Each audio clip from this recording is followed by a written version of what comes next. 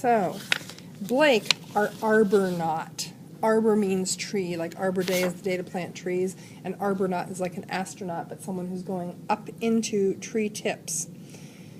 Our Blake arbornaut murmured, "Okay, Mark, we're done here," into a microphone pinned to his lapel, and we almost instantly plunged straight down and smoothly and eased to another stop deep in the midst of the old-growth canopy. The gondola was nearly resting on the limb of a western hemlock, and we were suddenly enveloped in a verdure that obscured the surrounding mountains. Verdure means greenness. With the wind suddenly blocked, the air was noticeably warmer. The gondola, and any researchers aboard it, can, in fact, travel not just the breadth of a 6-acre circle, but up and down to any point within a cylinder. Adding this third dimension means their access to the canopy comprises a research cylinder of 58 million cubic feet. Jerry Franklin began promoting the installation of a crane in the early 1990s based on a firm belief that the canopy of old-growth forests remained one of the most important but least explored natural systems on Earth. The oldest trees here began growing probably after a fire, just about the time that Columbus landed. In fact, the trees here are so old they serve as the foundation and the structure upon which an entire airborne ecosystem thrives. Their boles, that means their trunks, and limbs have existed here for so long that they serve as substrates for other forms of life. Shaw goes so far as to suggest that the old-growth canopy is an ecosystem directly comparable to one of the most important habitats in the ocean, where living organisms support not just themselves, but provide the structure on and around which a host of others grow, hide, or feed. Can you think of what ocean ecosystem he might be thinking of? Who here has seen Nemo? Yeah, coral reefs, exactly.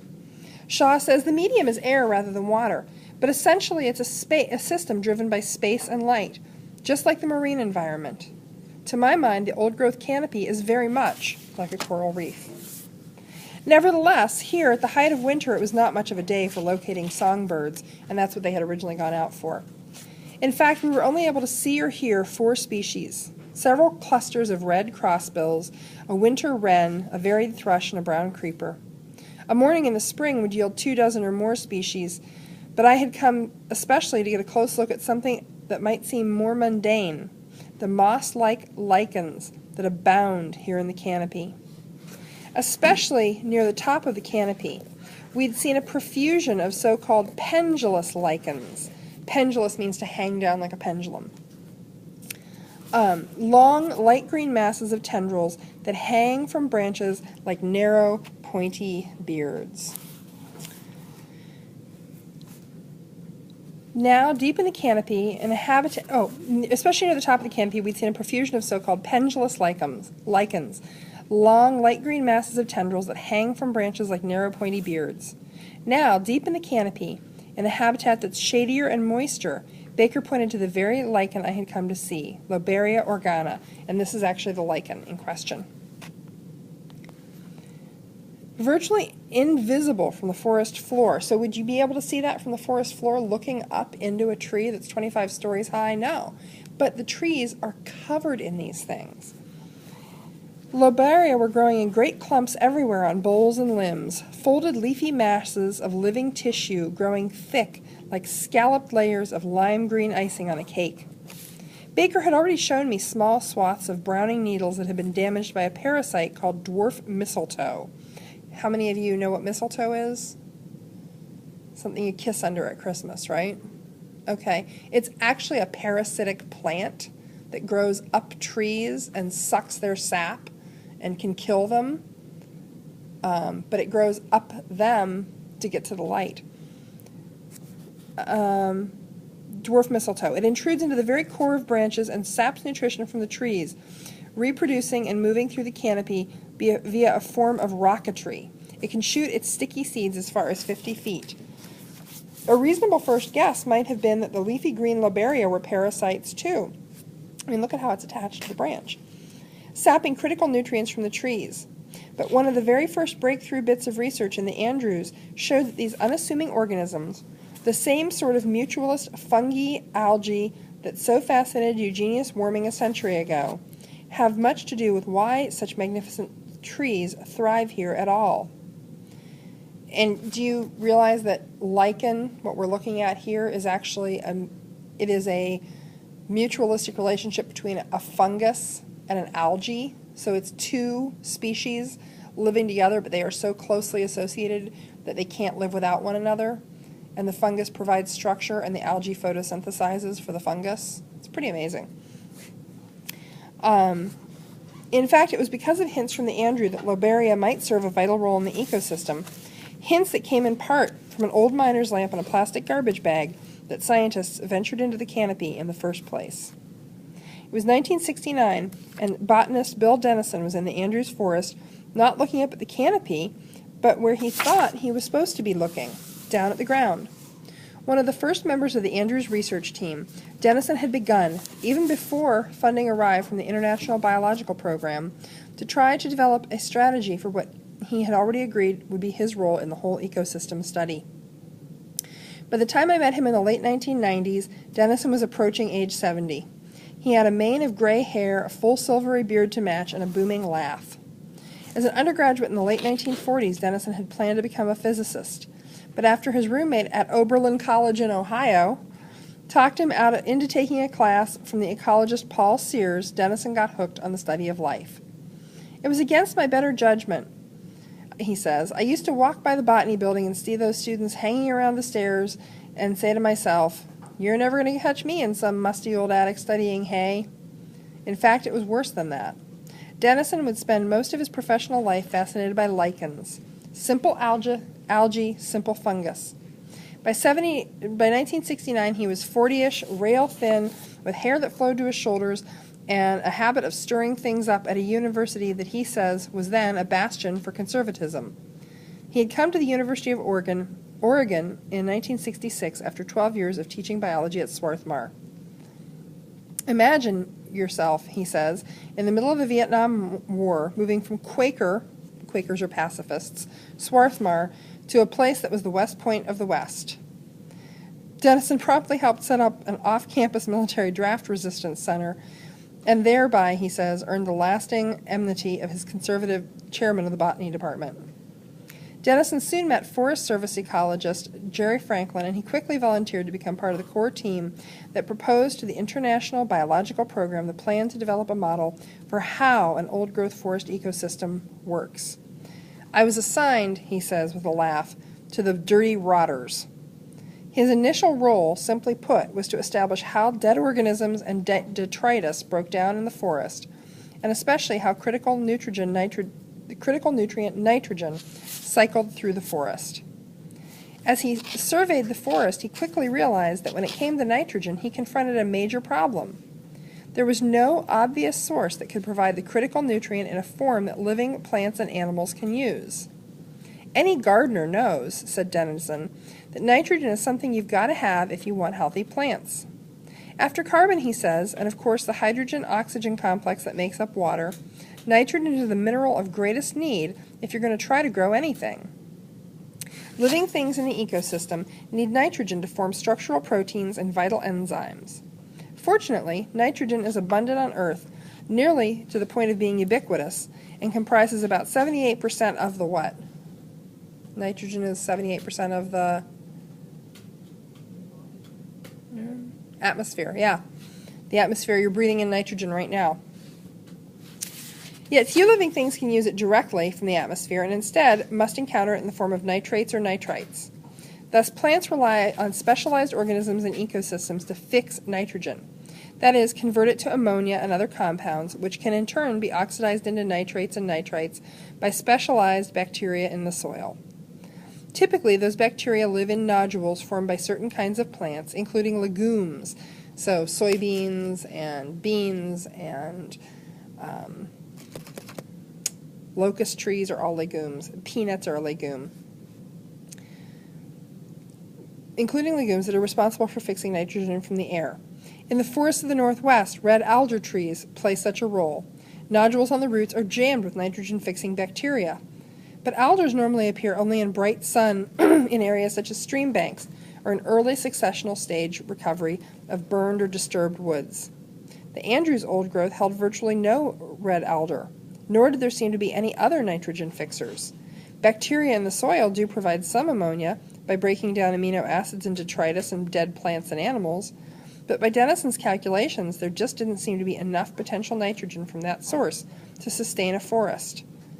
We were left with a really big question. Where was all the nitrogen coming from? Quick chemical analysis showed that there was abundant nitrogen available in the soil, but there was little evidence that it was being fixed anywhere. Denison says he found himself collecting from the forest floor loose bits and scraps, and sometimes large sheets, of a foliose lichen, and this is that foliose lichen. The lichen, which he soon identified as Loberia organa, had clearly fallen from the old-growth canopy. The stuff was everywhere, as he puts it. Still perplexed by the lack of nitrogen fixers in the system, he began to wonder if somehow the ecosystem's nitrogen fixers were not in the soil after all, but in the sky. Was it possible that a lichen growing in the canopy could be playing the role of nitrogen fixer and then raining the nutrient down to the soil? By chance, he found himself with an easy way to check. Harold Evans, a prominent botanist and the university's first scientist elected to the National Academy of Sciences, occupied the office next to Denison's. Evans had recently pioneered a new technique for identifying enzymes linked to nitrogen fixation. If exposed in an enclosed chamber to the gas acetylene like you would use in an acetylene torch for welding, those enzymes will convert the gas to ethylene. Ethylene is the gas given off by apples and oranges and bananas. It's a gas that causes fruit ripening. Denison applied Evans' technique. He had no need, however, to acquire expensive equipment to run such tests, for Denison was a skilled gadgeteer. He still owned an old acetylene miner's lamp he had acquired when he had explored caves as advisor to Swarthmore's Outdoor Club, once widely used as light sources from everything from headlights to dangerously flaming lights in coal mines. Such lamps drip water onto carbide, which react to produce a bright burning gas. He rigged the lamp to produce a stream of acetylene and injected it into his impromptu chamber, a clear plastic bag filled with lobelia. When Denison carefully vacuumed the gas from the bag and analyzed it, he found that it had converted to ethylene. Loberia, indeed, appeared to be a powerful nitrogen fixer. Armed with that evidence, Denison spent the spring of 1970 continually looking up, wondering how he could find out more about what was going on with the symbiotic organisms in the unexplored canopy. How much Loberia was there? How and where did it grow? And significantly, was there some link between the age of a tree or its forest and the abundance of lichen? One thing was for certain. Denison was not going to be able to answer any of those questions without looking in detail at the canopy itself. We'll pause there. What you have is one symbiotic species. It's a symbiotic organism. So this is an organism made up of two. They can't exist without one another. And then in turn, this mutualistic organism is providing a function for these enormous, gigantic trees. These trees couldn't live without that little stuff that's hanging in their upper branches. Because without nitrogen, plants die. So you would never guess if you walked through a forest and you found that these little things that look like, I don't know, sort of green mold of some sort that's hanging all over the branches are supporting all of these enormous trees. I mean, look at the scale of those trees. They're vast. Absolutely vast. Okay. So, here's what we're going to do with this chapter. We are going to not talk really about succession in this chapter. It's the last part of the chapter, but we're going to sort of bypass it. I do want to talk a little bit about species richness and about species diversity. So as we talk about communities and community ecology and we look at all these relationships, one of the things that we have to do is we measure some stuff about communities. And the two things that we most often measure about communities are species richness and species diversity. We're going to talk a little bit about what those are. Okay, the number of species that a community contains is its species richness. And this is a very general statement. So generally, species richness tends to get higher as you go towards the equator, and it tends to get lower as you move away from the equator. Why might that be?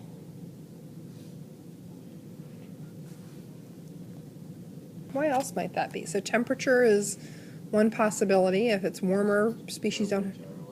Pardon? Generally, yeah. I'm sorry, it's badly written. I tried to do better, and I'm not sure I did. So why in general might we have more species in a community as we get closer to the equator? Because of the temperature. It's warmer and there's like probably more plant life. Okay, so warmer, one less challenge to overcome. More plant life. Why would there be more plant life? Because usually near the equators we're usually like the tropical forests and stuff like that. Okay, well, the tropics are around the equator, but why are the tropics around the equator? What's so special about the equator? What does it get a lot of? Sunlight, yeah. Yeah, the equator, the middle of the Earth, gets almost direct sunlight most of the year. What do plants require? Sunlight. So you've got almost unlimited energy for plant life near the equator. So if you have a lot more plant life, then you can have a lot more animal life, because plants are sort of the bottom of all the food chains. So up here in the far north and the far south of the planet, at the poles, there's a lot less energy to go around, so you tend to have fewer plants and thus fewer animal species that feed on them. So species diversity is a little different because it looks at both how many species there are and how many individuals there are of each species. Communities can be stable or not. When a community is resistant to change, we say that it's stable. Communities with more individuals of more species, higher species richness, are more stable than communities with fewer species. We'll talk about why. So why might a community be more stable if it's got more species in it? Some members of the population is there as well as I guess few of them die off. Okay, so if you've got a community that has a lot of species, like let's say these are your plant species, and you've got lots of plant species, and these are your herbivore species. Well, I guess I should make that a different color.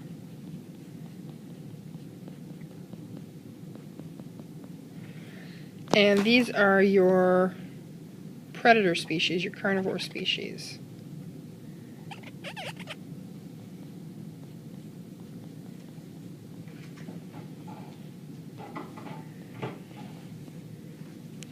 And then these are your decomposer species.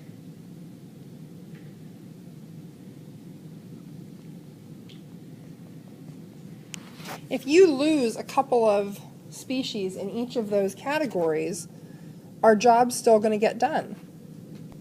So at each level here, and we can talk about these as trophic levels, at each of these levels, there are jobs that need to be done.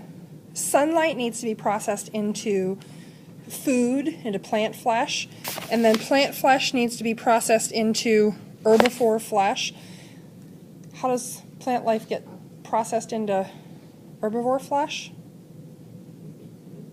Herbivores eat plants. You know, you eat pizza, you turn that pizza into you flesh. This is what you do. Carnivores are going to turn some of that herbivore flesh into carnivore flesh. And when any of these things die, decomposers are going to turn it back into just chemicals that can be used by other things. If you lose a couple species in each of these categories, are the jobs still going to get done? Yeah, because you've got lots of species to do that. You have lots of species to do the work. What is it they say? Many hands make light work. Well, what if we have an ecosystem that looks a little bit different? What if we have an ecosystem in which there are many fewer plant species and many fewer herbivore species and many fewer carnivore species and many fewer decomposer species?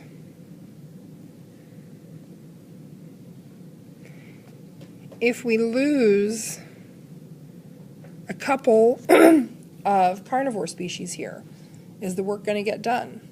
If we lose a few herbivore species here, is the work going to get done? You know, in the other scenario, if we lost 5 plant species, who cares? Doesn't matter much. The work is still going to get done. The system is going to continue, the larger community. The fewer species we have at all of these levels, the simpler that biological community is, the less likely it is that things are going to be okay if there's a disruption. That's really all we're going to say about these concepts. Tomorrow, what we're going to do is probably a paper lab on these concepts. Then we're going to talk about briefly about succession, and then we're going to start into the sort of trajectory for doing a quiz on this chapter with a study guide. And I think it would probably be better to have your quiz before you go away for 4 days. Do you think you'll study over the break? Probably. Yeah, so I think we'll probably plan on doing a quiz on Thursday, which means I'll probably give you your study guides tomorrow, and we'll do some review on Wednesday, and that's going to be it. Make sure you've kept your vocabulary packets up to date. You probably have a few concepts from today that you could use, and I'll check those vocabulary packets on Wednesday. So if you're missing stuff, you need to go back and look through videos and fill in blanks. That's it for today.